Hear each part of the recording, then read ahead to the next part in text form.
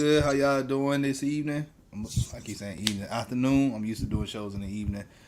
Welcome back to another episode of the Don's Favor here on Forever I Love Atlanta Sports Podcast. It's your boy the Don.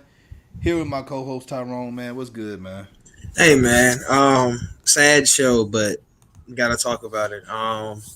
But they're all around pretty good. Yeah, man. Like it's it's sad. Like that was just I'm like, what the heck? Like, what happened to Greg Knapp?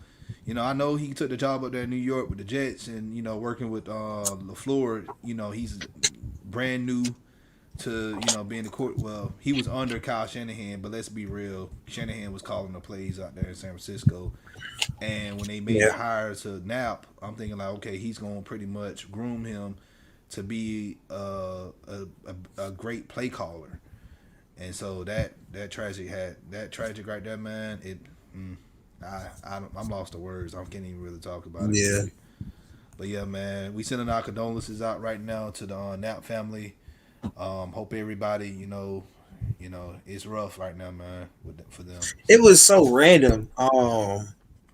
Like we got the text. I mean, remember? I don't know. Like yesterday morning, we was just talking about the Hawks, and then somebody was like, "Rest in peace, Greg Knapp."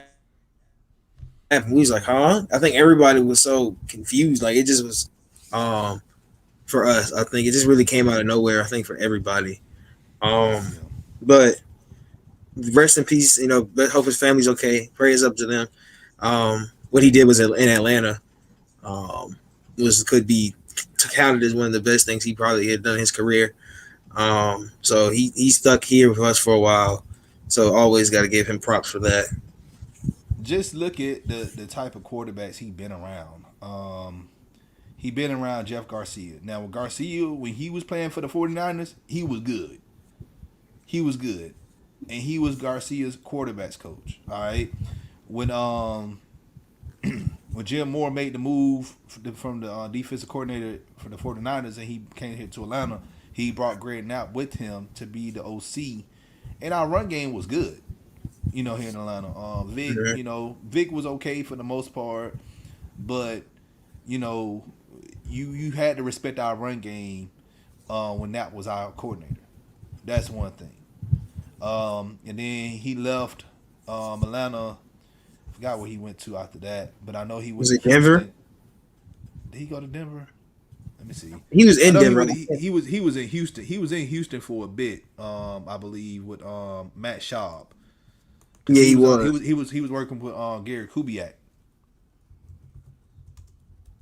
I'm trying to figure out where he went to after Atlanta. I'm gonna go to real His quick. first stint with Atlanta. I think I'm trying to think. Was it Oakland?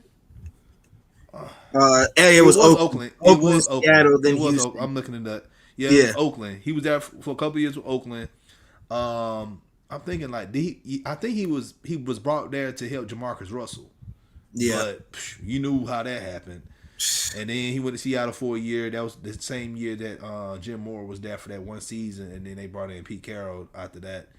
And then he was in Houston with for two seasons with For Gary sure. Kubiak, Yeah, with Matt Schaub. And then he went back to Oakland for a season, and then he went to Denver to work with Peyton Manning for a yep. couple. Yeah, he was there for a few years in Denver and won a Super Bowl with them. So Then he went to. Then he came. He went to. He came back for Matt. Um, in 2018. Yeah, 2018. it was 2019, Oh yeah, 2019. Yeah, 2019, 2019. 2020. Yeah, Um, he was hired to be the quarterback coach under Dirk Cutter, which I'm like, you have a better, like him and Mike Malarkey was better play callers than Dirk Cutter, but we decided to have Dirk Cutter as our OC. To this day I still don't get it. you know, it's just. Well, I guess we can blame. I don't know. I guess you can say that's what's name's fault. But they Or Matt the Dan Ryan fault. Quinn. You know how most people Yeah, gonna Matt. blame Matt Ryan. Yeah, people gonna blame Matt Ryan, but I say it's Dan Quinn's fault. But in the 20, it'd be 2020, the 2020 season, 2019 season. Mm-hmm. Um, Matt had actually he had one of his better years. Um, Was that the year? I think he was almost the MVP. I felt like he should That have was been the MVP 2018. again. That was So, 2018. That was yeah, under Steve Sarkisian. yeah. His passer rating was 92. His longest throw was 93 that year. That's wild. Talking about Um, 18. no, 18. 18, his longest was 975. Yeah. Um, but yeah, 18 we won 7-9. He still Matt had, I think he had his best, one of his better completion years, But it just is crazy. To The see somebody die main like that. the main reason that Knapp was brought to the Jets this season, and I've said this already early in the show, was because of LaFleur, being by himself now. Like, we know that what's the dude name? The head coach. I forgot his name.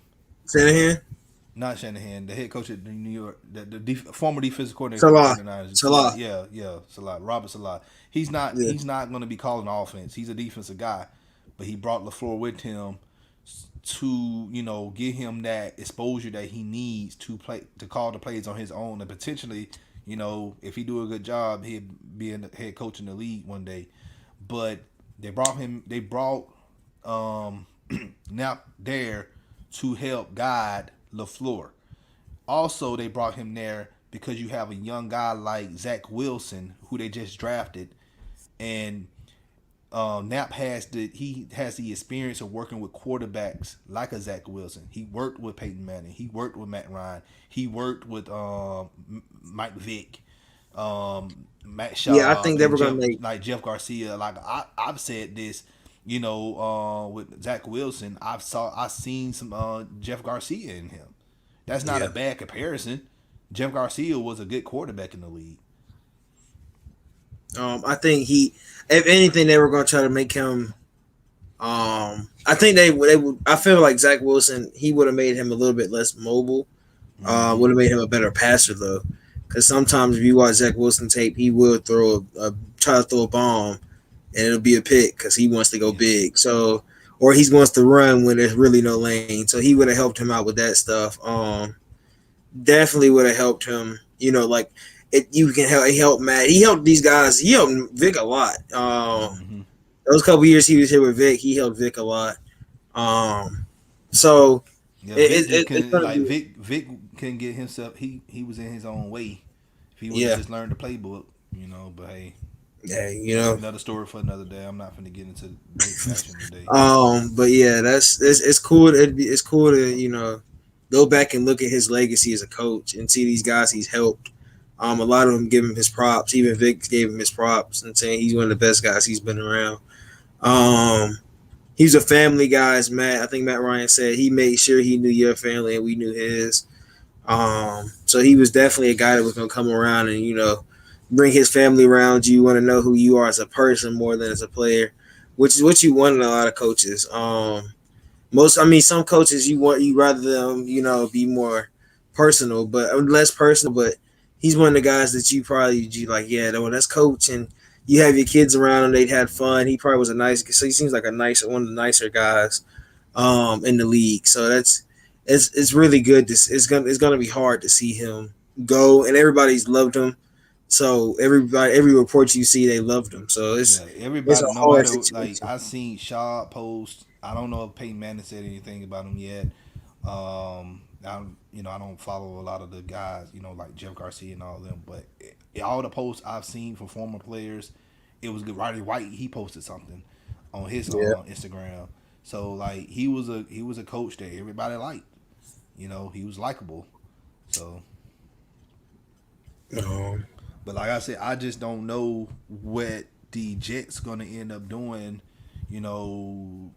How they gonna fill that position because he was the pass game coordinator for them this upcoming season.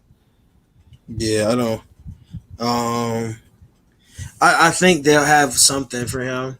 They'll probably have another guy probably come fill the space, so they have somebody on the staff. But it'll be hard. Dennison just got sent home from Minnesota. He's another guy that he's another person that can run that type of system that Knapp runs, that West Coast offense. They all came from that Yeah, same, coaching tree under Shanahan, Mike Yeah. Shanahan. So No, I want to say I said this the other day. Shanahan's coaching tree has to be one of the best coaching trees in the league. It yeah, still stretches to this day. Like a lot of the coaches that were under him, even it wasn't. I think wasn't Arthur Smith under Shanahan for a while. He was. I know he was in mm, Washington. I don't know if Shanahan was there while he no, was. he wasn't there. It was Gibbs and Zorn. Yeah, well, yeah. But I know he's learned. I mean, that West Coast offense has become a thing of beauty. If you like Shanahan's whole his son, both his sons coach, he coach. Um, all the guys that are under him now that are still coaching, like he's put out a standard for some people, for a lot of guys that were under him, and I don't think any of them have under this. Like maybe Shanahan, Jim Kyle has disappointed him a little bit, but not twice. But it's just they're not gonna get into that, but you Mm-hmm. know it's kind of sort of cool to see that. And like you said, Knapp was under him too. That whole, but to find out the way he did die, yeah, like that was what, like the way he died was horrific to hear. Um, to be hit, that was crazy to me. To be hit by a car on a bike and then just not It's be been able a to. lot of like it. I don't know if you remember Jim Ross, but his wife died the same way. Yeah, His wife yeah, died the same way, like on a bike, or she was on some type of, yeah, like my thing is there are pedestrian like lanes for a reason. Don't get in the lane. yeah. Like let the people who, if they on bicycles, let them ride. That's anytime I see somebody on the bike, man. You swerve I see over. You them, and supposed to I get over. swerve over a little bit. I veer Yeah, left a little bit, so make sure they get them plenty of space. Because sometimes when you're on that bike, man, you balancing yourself. You're not looking behind you. yeah. And you Like can't see behind you unless you got like rear view mirrors or something. So it's not it's more of you got to watch out, watch your surroundings, and hopefully the driver hopefully they the driver too. I don't know if he'll get charged with anything, but I hope he so. He he died. probably will Like because he died. So you hit him, and probably was somebody going to. I don't know where he was in New York. If he was in the city, then definitely that's even worse. If he was in the city and doing something like man, I that, done like been in New that's York so many times, man. Like I do not drive when I drove one time when I was up mm, there, and my rental car got towed because I was parked in the no standing zone.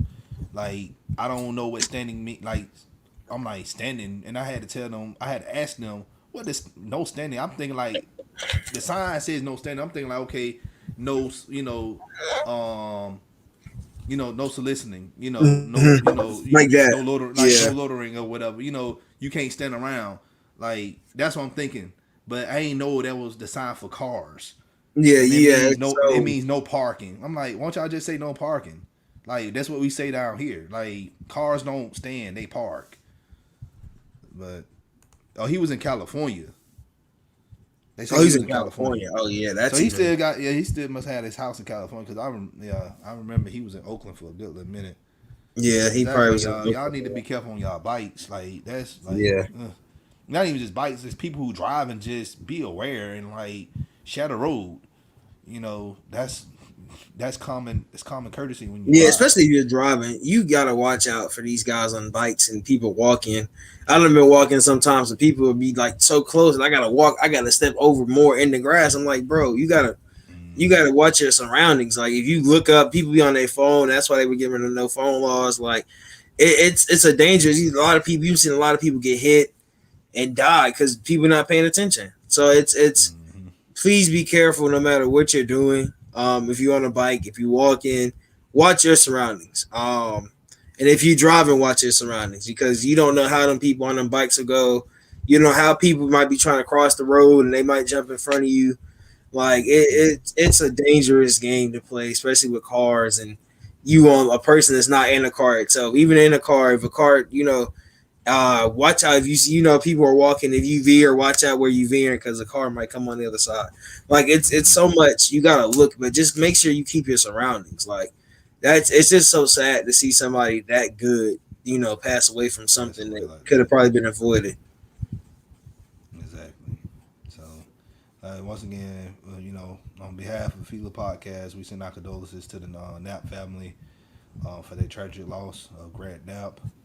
Um, it's sad, like just like I said, I've been doing Knapp for since I was in high school because he was the offense coordinator here in Atlanta when Vic was here. So you Yeah. know, it's 58-year-old man, gone because of selfish people who don't want to share the road. But Yeah. anyway, but It's gonna be a long. It's gonna be some time. We'll probably have nap patches on our jerseys. I feel like Atlanta should do something like that. yeah, Some basically the teams he was on, definitely have something for him because he was with the organization for 5 years. You got to give him yeah, that. Like he was here for 3 years. His first thing, and then he was here a came couple back. years. Yeah, So I think that's hold on. Let me look it up. I think that's the longest he ever been with the team. If I'm well outside of San Francisco, he was with San Francisco for '05 to like 2003. he was in Denver 2013 to 2016. That was 3 years. Yeah, Um, he gave us 5 years. Like I said, outside of San Francisco, um, yeah, outside of San Francisco, he was there. Yeah, he was there for since '05 '95 to '03. yeah, he spent nine. So He spent he was there 8 9 in years, there. and he was here for 5 years. Like Yeah, that's a good little time of his career. Like that's like the second longest stint yeah, he in ever was with '04, and Cincinnati. mind you, in '04, we were number one in the number one in the NFC South in '04 with him as our OC. Yeah, we were So second seed in the playoffs that year. I remember we yeah, couldn't man. make So it past. he's been here for a while, man. But that Oakland, his Oakland stance, of course, um, it's Oakland, so I'm not gonna be mad. You can't say a lot about Oakland. Man, so many coaches went out there, man, And they have ruined their career failed. because Yeah. of the organization there. But like I said, this is it's sad to see. Just like I keep saying, like it's just sad to see him gone. Um, he's a part of Atlanta, no matter what. Like no matter if we do something for him, if we don't, he's a part of our history. Um, so definitely, what I feel like we need to have at least something. And he's a more recent coach. Like in 2018, ain't been that far. It may seem long because of 2020, but it's not that far. Only been Yeah. 3 years since he was here. So since he wasn't here, so and so I definitely would Now he want was him. here last year. Like But yeah, he was. he was literally here like 7 months ago. Like he Yeah, was still here. He was still on the staff. And when everybody got fired, I don't. And the funny thing about it is Arthur Smith didn't even fire him. He yeah, just he left. wasn't. I think he left. He just didn't want to come back. I don't know if he wanted to come back or whatever the case may be, but um, Arthur Smith made some fires, and I know the first hot fire he made, he fired the linebackers coach Chris Morgan. Yeah. So So I wish he would have stayed. It would have been cool to have him here. Um, yeah, but anything else we need to share, man? Before we close the show out, we just wanted to send uh, our condolences and just talk about the good times and he had in the league. Um, just anything you need to share, promote. Tonight, my show tonight around 8 or 9. Talk about Kai Jones. Um, Okay. because of Okongu, he's gonna be the guy I think we take. Um, and then the Sunday show, I'm doing Cam Thomas, which I seem like everybody wants here, so I'm gonna make that the Sunday show. But everybody that's here, make sure you hug your loved ones. That's how I say, because you never know what'll happen. So make sure you hug your loved ones. Make sure they feel welcome. They feel loved no matter what. Exactly. That's right about that.